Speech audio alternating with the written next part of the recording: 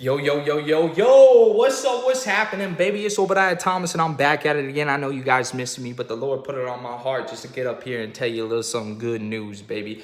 Okay, and I'm gonna teach you something. You heard? I'm gonna teach you something. So listen closely. Your personal opinion is right here. Material fact is right here. All right, break it down now, baby. There's a separation. Just because you believe something, that doesn't mean it's necessarily materially and factually true. Your belief and truth, well, your belief goes out the window and all you got is the truth. Now, what is truth? Many people have asked this, and even the most wisest people have asked this.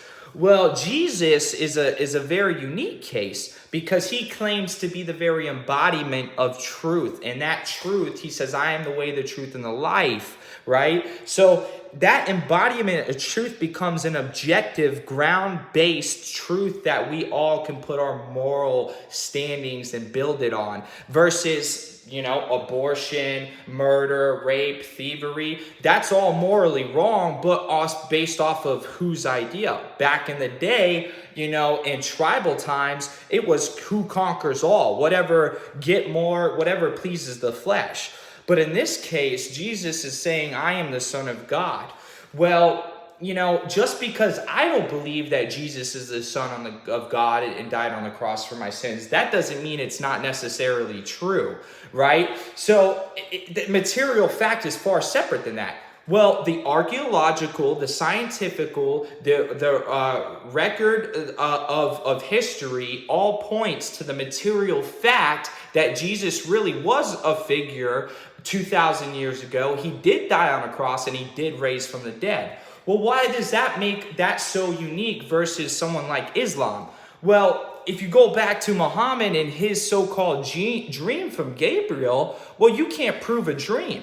But I can prove Jesus by saying, hey, look, I watched that man die on a cross, which was recorded in history by multiple testimonies, Matthew, Mark, Luke, and John. And he says, and even Thomas says, I was able to put my fingers to his chest after his resurrection 3 days later.